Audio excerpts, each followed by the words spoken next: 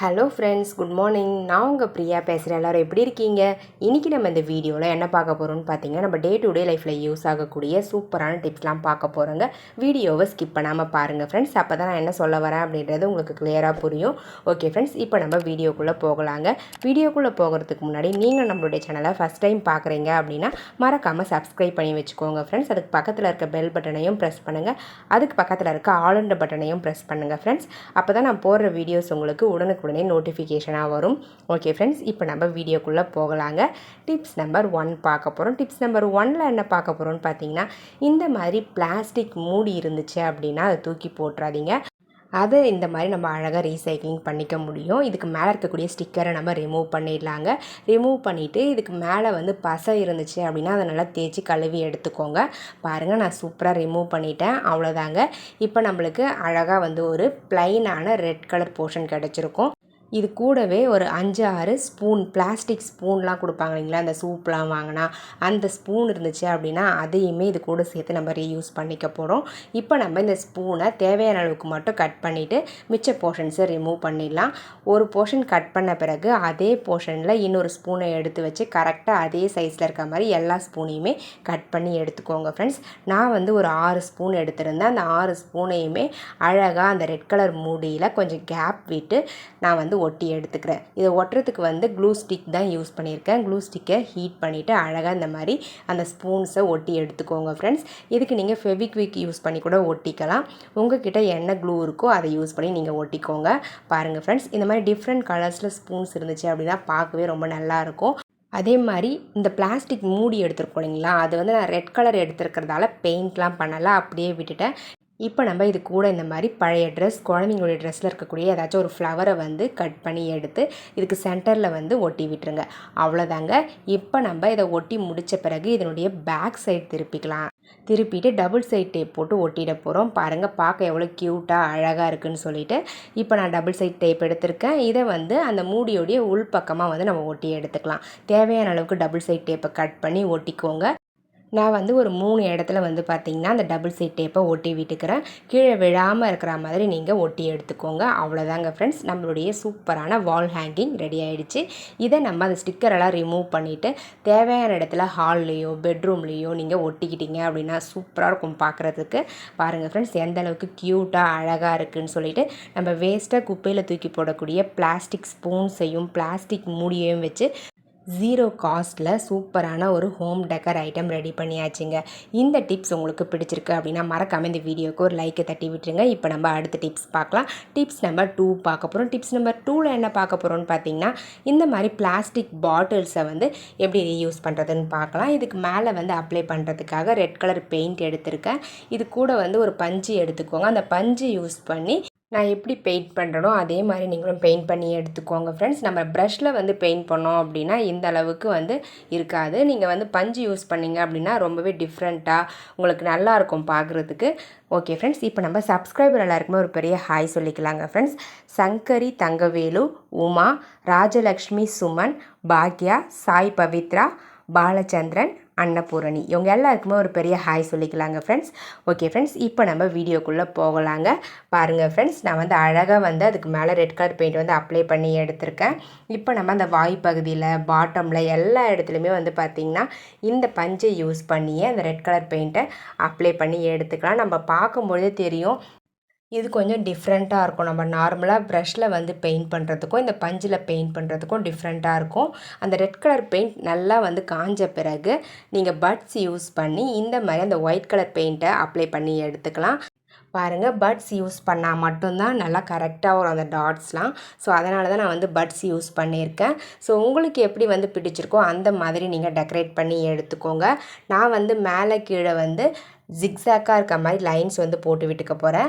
டாப்பில் வந்து டாட்ஸ் வச்சுருக்கேன். அதே மாதிரி சென்டர்லேயும் வந்து பார்த்திங்கன்னா சின்னதாக வந்து ஒரு ட்ரெடிஷ்னலாக ஒரு கோலம் மாதிரி நான் போட்டு எடுத்திருக்கேன். ஸோ உங்களுக்கு வந்து இன்னும் நல்லா வந்து ஃப்ளவர்ஸ்லாம் வந்து ட்ரா பண்ண தெரியும், பெயிண்டிங் பண்ண தெரியும் அப்படின்னா உங்களுக்கு பிடிச்ச மாதிரி நீங்கள் பெயிண்ட் பண்ணி எடுத்துக்கோங்க. நம்ம ரெட் கலர் பெயிண்ட் அப்ளை பண்ணிவிட்டு அதுக்கப்புறம் அதுக்கு மேலே இந்த மாதிரி ஒயிட் கலர் பெயிண்ட் அப்ளை பண்ணோம் அப்படின்னா ரொம்ப லுக்காக இருக்கும், பார்க்குறதுக்கு ட்ரெடிஷ்னலாகவும் இருக்கும். பாருங்கள் ஃப்ரெண்ட்ஸ், நான் அழகாக வந்து ஃபஸ்ட்டு டாட்ஸ்லாம் வச்சுக்கிட்டேன். ஸோ இந்த மாதிரி மணக்கோலம்னு சொல்லுவாங்க இல்லைங்களா, அந்த மணக்கோலம் வந்து அழகாக சென்டரில் இருக்க மாதிரி நான் போட்டு எடுத்துக்கிறேன். ஸோ உங்களுக்கு வந்து பிடிச்ச மாதிரி நீங்கள் அழகாக பெயிண்ட் பண்ணிக்கோங்க. அவ்வளோதாங்க ஃப்ரெண்ட்ஸ்.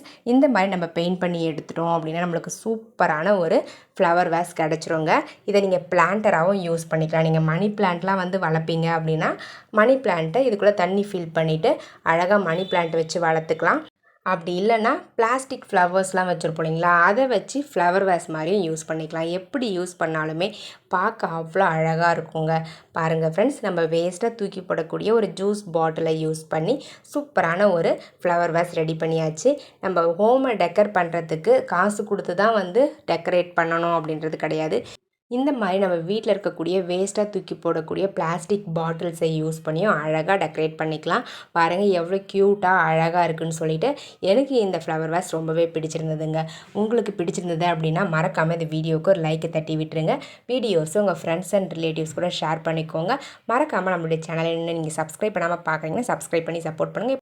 டிப்ஸ் நம்பர் 3 பார்க்கலாங்க. டிப்ஸ் நம்பர் 3ல என்ன பார்க்க போகிறோன்னு பார்த்தீங்கன்னா, இந்த மாதிரி பிளாஸ்டிக் பாக்ஸஸை எப்படி ரீயூஸ் பண்ணுறதுன்னு பார்க்கலாம். இதில் நான் சின்ன சின்னதாக ஹோல்ஸ் வந்து ஜிக்ஸாக்காக இருக்க மாதிரி சின்ன சின்னதாக பக்கத்தில் வந்து ஹோல்ஸ் போட்டு எடுத்துக்கிறேன். இதே மாதிரி உங்களுக்கு பாக்ஸஸ் வந்து டாட்ஸ்லாம் போட்டு ஆன்லைன்லேயே அவைலபிளாக இருக்குது.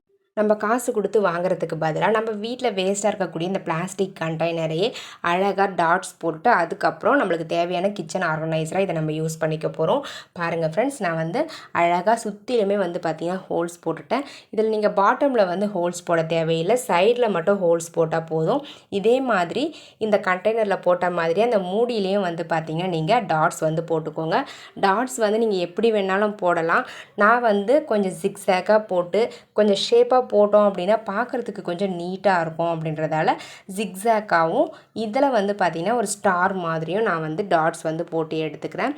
உங்களுக்கு ரஃப்பாக போடணும் அப்படின்னா கூட நீங்கள் டாட்ஸ் போட்டு எடுத்துக்கலாம். பழைய சிசர் ஏதாச்சும் இருக்கும் இல்லைங்களா, அதை ஹீட் பண்ணிவிட்டு நீங்கள் அழகாக இந்த மாதிரி டாட்ஸ் போட்டுக்க முடியும். பாருங்கள் ஃப்ரெண்ட்ஸ், ஃபுல்லாக மூடியிலையும் அந்த கீழே இருக்கக்கூடிய அந்த பாக்ஸ்லேயுமே டாட்ஸ் போட்டு முடிச்சாச்சு. இது எதுக்காக யூஸ் பண்ண போகிறோம் அப்படின்னு பார்த்தீங்கன்னா, நம்ம புதினா கொத்தமல்லிலாம் வாங்கினோம் அப்படின்னா இந்த மாதிரி கவரில் போட்டு ஸ்டோர் பண்ணி வைப்போம்.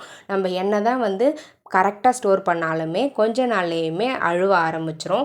ஸோ அதுக்கு பதிலாக நீங்கள் இந்த மாதிரி ஸ்டோர் பண்ணி பாருங்கள். ஒரு 10 நாள் ஆனால் கூட நம்ம எப்படி ஸ்டோர் பண்ணமோ அதே மாதிரி ஃப்ரெஷ்ஷாக இருக்கும். இதுக்கு உள்ளே இருக்கக்கூடிய அந்த அழுகின இலைகள், பில்லு, அதுக்கப்புறம் பழுத்த இலைகள்லாம் எடுத்துகிட்டு க்ளீன் பண்ணிவிட்டு அதுக்கப்புறம் இந்த மாதிரி பாக்ஸில் போட்டு ஸ்டோர் பண்ணி வச்சுக்கோங்க. இந்த மாதிரி ஸ்டோர் பண்ணிங்க அப்படின்னா ஏர் சர்க்குலேஷன் ரொம்ப நல்லாயிருக்கும் இந்த பாக்ஸ்க்குள்ளே. ஸோ அதனால் உங்களுக்கு அந்த தண்ணிலாம் வர மாதிரி இருக்கும் இல்லைங்களா, அந்த கொத்தமல்லியில் அந்த தண்ணிலாம் வராது. ஸோ அதனால் ரொம்ப நாளைக்கு அழுகாமல் இருக்கும் கொத்தமல்லி. இதே மாதிரி நீங்கள் புதினாவும் ஸ்டோர் பண்ணி வைக்கலாங்க. நீங்கள் வந்து பெரிய பாக்ஸாக எடுத்து ட்ரை பண்ணுங்கள் இந்த டிப்ஸுக்கு. இப்போ நம்ம அடுத்த டிப்ஸ் பார்க்கலாம். டிப்ஸ் நம்பர் 4 பார்க்க போகிறோம். டிப்ஸ் நம்பர் 4ல் என்ன பார்க்க போகிறோன்னு பார்த்தீங்கன்னா, நீங்கள் வந்து வெஜிடபிள்ஸ்லாம் கட் பண்ணுறதுக்கு கட்டிங் போர்டு வுட்டில் வச்சுருக்கீங்க அப்படின்னா கொஞ்சம் நாளில் அது வந்து நம்ம வாஷ் பண்ணி வைக்கிறதால ஒரு மாதிரி பேட் ஸ்மெல் வரா மாதிரி இருக்கும். ஸோ அந்த ஸ்மெல் வந்து வராமல் இருக்கிறதுக்கு இந்த டிப்ஸ் உங்களுக்கு யூஸ்ஃபுல்லாக இருக்கும். என்கிட்ட வந்து வுட்டனில் இல்லை, நான் பிளாஸ்டிக்கில் தான் வச்சுருக்கேன். ஸோ நீங்கள் வந்து வுட்டனில் இந்த கட்டிங் போர்டு வச்சுருக்கீங்க அப்படின்னா இந்த டிப்ஸ் ட்ரை பண்ணுங்கள். இதே மாதிரி நீங்கள் பிளாஸ்டிக்கில் இருக்குது அப்படின்னா கூட இப்போ நம்ம ஆனியன்லாம் கட் பண்ணுறோம். ஆனியன் கட் பண்ணி முடிச்சுட்டு உடனே வந்து ஃப்ரூட்ஸ் கட் பண்ணோம் அப்படின்னா அந்த ஆனியன் ஸ்மெல் வந்து அந்த ஃப்ரூட்ஸ்லேயும் வரும். ஸோ அந்த ஃப்ரூட்ஸ் கட் பண்ணுறதுக்கு முன்னாடி இந்த டிப்ஸை ட்ரை பண்ணி பாருங்கள். உங்களுக்கு அதில் இருக்கக்கூடிய ஸ்மெல் எல்லாமே ரிமூவ் ஆகிட்டு உங்களுக்கு ஒரு நல்ல வாசனை, காஃபி பவுடர் வாசனை வரும். அதுக்கப்புறம் நீங்கள் ஃப்ரூட்ஸ் கட் பண்ணிங்க அப்படின்னா உங்களுக்கு எந்த ஸ்மெல்லும் அந்த ஃப்ரூட்டில் வராதுங்க.